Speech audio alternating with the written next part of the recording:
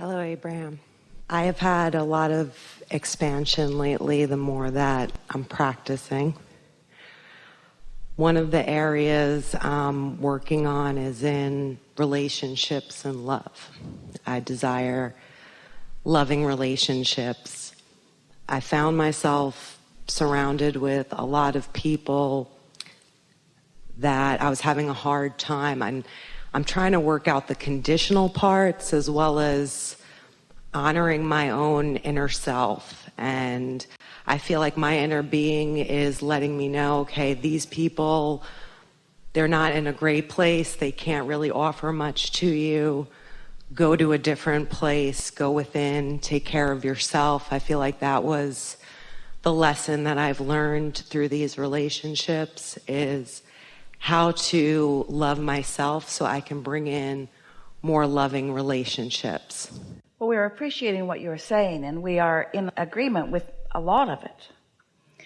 The most significant thing that you took away, that we feel you heard exactly right, is that you have to make your relationship with your inner being the most important relationship, because until you do that, then you're just looking for love in all the wrong places, because it's inconsistently coming from anybody else, but it's consistently coming from your inner being. But the piece that could benefit from a little tweaking, and it feels this way to most people, it feels like these physical relationships that you have, that when the condition of them, you use that word, is that they are really appreciating you, it is then logically easy for you to appreciate in return. So you've got this reciprocal appreciation thing going on. And of course, it is lovely when someone holds you as their object of attention, and they are tuned in, tapped in, turned on, they're in alignment with their inner being. So they've got this strong stream of pure love, energy, consciousness flowing through them and washing all over you. Everyone would like that, but you must not be dependent on it, because you have to allow them moments of step one. You have to allow them moments of collecting the information for their own evolution. No one can steadily always be there for you like that. Your inner being can. And that's why what you said was just right. You can feel that your inner being is saying, let your attention to this, let your self-love be what you are focused upon most. That makes sense to you, doesn't it? So then we want to say to you that really quite easy way to go about this is, if you would decide, like right now, you're ready for this because you're not far from understanding fully everything that we're offering here. If you would focus on relationships in your life, whether they are brief or long, whether they are really personal or more general, if you would let your emphasis be on first having prepared yourself so that you're in that vibrational alignment in close proximity to your vortex, so that you're in that receiving mode, so that you are in the receiving mode of your source energy, and then you are the one flooding the appreciation all over the other. So what your focus is upon is what you are appreciating of them, not what you are needing back from them. Because when your emphasis is upon your alignment and therefore what you are flowing to them, you don't need anything back from them. You are fulfilled. You are refreshed. You are enlivened.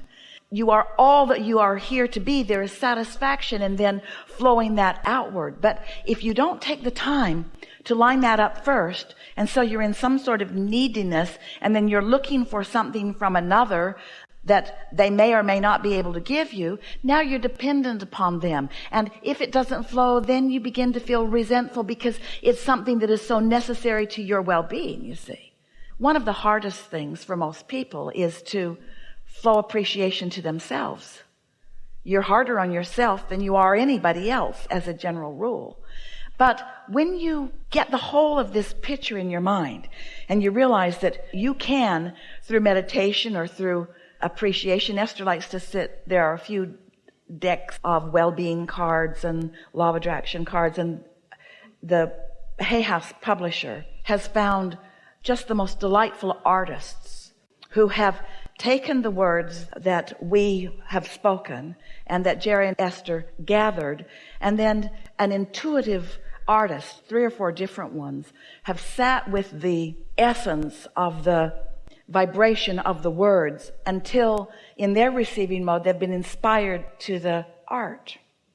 So when Esther sits with any of those cards, they're on different subjects, so it depends on what she's wanting to restore or emphasize.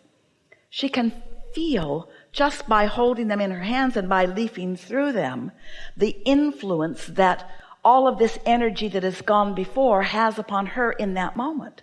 So when you're talking about relationships, you're really talking about influence. You're talking about their influence on you and your influence on them. But before anybody can have a good conversation about your influence on them or their influence on you, you've got to talk about you having put yourself in a position where you are influenceable by your inner being, because until you have harmonized with that energy, you don't have anything to give anybody anyway. And so all the conversation that came before doesn't matter at all. When you are tuned in and in love with life, then it's easy to love wherever you're looking. And it would take someone with a really strong negative bent who's really out of whack to influence you away from that. And so again, we've come back to the same subject. Before anyone in their human form has influenced you in or out of alignment, let yourself awaken into the day of your immersion of your inner being with you, and put yourself into a position where you can know for sure that you've got that alignment going on, and then proceed into the day. And you will notice that once this is your pattern, that every relationship is transformed. And it takes someone really out of whack to get your goat. It takes someone who already has some momentum of influence over you to get your goat. That's why we encourage that you go forth and love strangers. Just for a little while. Best advice for me. Just for a little while, because you see them, your inner being sees them, and you have no history with them, so there's not that momentum that you're overcoming. And before you know it, you'll find yourself in a position where it's really easy for you to hold your vibrational alignment ground no matter what's going on around. Influence, influence, influence, influence. We haven't talked about this in as complete a way as we really want to. What your inner being offers to you in the form of what you want to call guidance is really influence towards your own well-being. Influence toward your path of least resistance for the singular purpose of allowing your stream of well-being to flow to you and through you, you see. And so if you're looking and feeling toward the headwaters of that, rather than looking around in the piles of rubble of the results of what people have been thinking and speaking to each other, you have so much greater opportunity and potential to line up. You'll get so good at it that you'll just tune in really, really fast to that.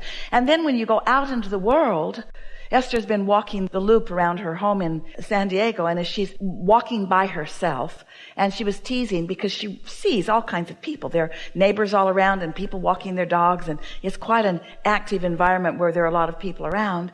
And she's listening to her music and walking her loop, and she said to herself out loud the other day, I used to just be that crazy woman who walks alone, that woman who walks by herself. Now I'm the crazy woman who walks by herself, because her happiness factor has come to such a place that she seems awed by comparison.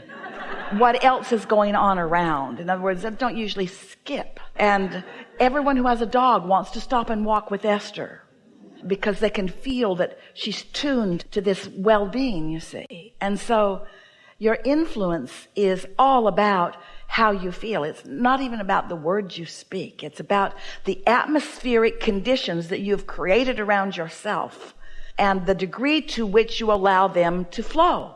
So you think that you are involved with all of these other people and maybe in competition with them, or maybe in a tug of war with some of them, when you aren't in competition with any of them and you aren't in a tug of war with any of them. It's just a tug of war within you, between your desire and your belief. That's the only one. Or better said, between your inner being who's with your desire and you who may not be one of those cooperative components right now, this red hot minute. Just want to love them and tell you love them whether you do or not. But they can always smell a rat. You can't fake it. You got to mean it. Don't feel bad if the words aren't flowing. Just get yourself in a position where those words want to flow. and practice on things that are easiest. Don't take the hardest ones and try to conquer it, because the influence that's already underway, the momentum, makes that more difficult. You're not being tested. Your inner being isn't saying, well, you're not too good at that, so we've lined up a whole bunch of really ornery people for you today so that you can get better at this. That's the last thing your inner being would do. Your inner being would never line you up with those challenges that are hard to align within. Your inner being is taking you on the path of least resistance, not the path of most resistance. You choose the path of most resistance because you're trying to prove worthiness to someone who's not asking for it. Hello.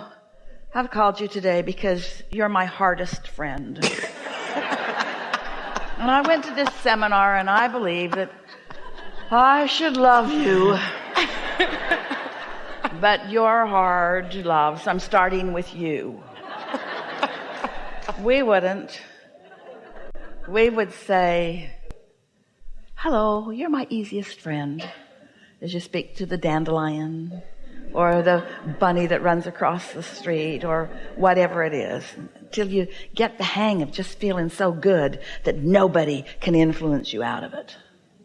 You are just reading my heart right now. Yeah. Because when I'm in the vortex and I'm feeling good, I can just give love, and like the old me would just focus on what wasn't working, and I was very low vibration, and now that I'm learning. In fairness to all of you, you are born understanding the value of contrast, and you innately knew that when you know what you don't want, you know what you do want, and that out of that comes clarity. And in fact, sometimes when you are in alignment, prepare yourself for this because you're not really ready yet. When you are really in alignment, sometimes your inner being will guide you to clarification of a question or a problem, because it's early steps in the clarification of something that you really want to know. Don't be so ready to think that every problem means you're not a good creator, because you got to have a problem before you can have the enjoyment of a solution. It's what expansion and evolution is all about. Just don't get all hung up in it, you see. Be quicker to choose the good feeling part of it. When I'm in that good place and just letting go, because I always wanted to go back to the most troubled people and try to fix that, and I'm practicing just letting that go and enjoying. One day, Jerry and Esther were driving. They were in Orlando, and Esther was driving, Jerry was navigating, and they had a new navigational system in the vehicle, and so Esther was really having fun letting it compete with Jerry and his map. And so she got on a roadway, and Jerry's watching her, and Esther's confidently just moving quickly down this freeway. And Jerry said, you do know that you're going exactly the opposite direction that you need to be going. And Esther said, what? No, I followed this navigation system perfectly well. And Jerry said, maybe so, but we're going the wrong way. That was really hard for Esther to accept, because she believed that she had programmed it accurately, and she believed that she had followed its guidance accurately. She didn't think she'd misunderstood anything. So she said, I know. Let's go back to where we started, reprogram it again, and see what went wrong. And Jerry said, or we could just turn around and go the right way now. But there's this feeling sometimes that you want to defend where you are by explaining how you got there, rather than just letting it go and just begin moving toward where you want to go, where you want to be. Through this meditation process and through this alignment process, and in time, and it doesn't take much time, you begin to feel so loved and appreciated by your inner resources, by your inner being, by source within you, that you just won't be so defensive. You won't feel like you need to justify or be right. You'll be looser about it and happier, and you'll be more willing to accept that, well, I'm here for a reason, and it's probably a good reason, because things are always working out for me to the degree that I allow them in the moment. But they are always working out to the degree that I am allowing it in the moment. But things are always working out. And how are you going to get better and better at to the degree that I allow them in the moment? How are you going to get better at that if you don't have some life experience and pay attention to the way you feel and make a clear association between what you've been thinking and feeling and how it's unfolding? It's fun, isn't it? Isn't it? Isn't it fun? Don't you like to be creating? Don't you like to be a creator, creating?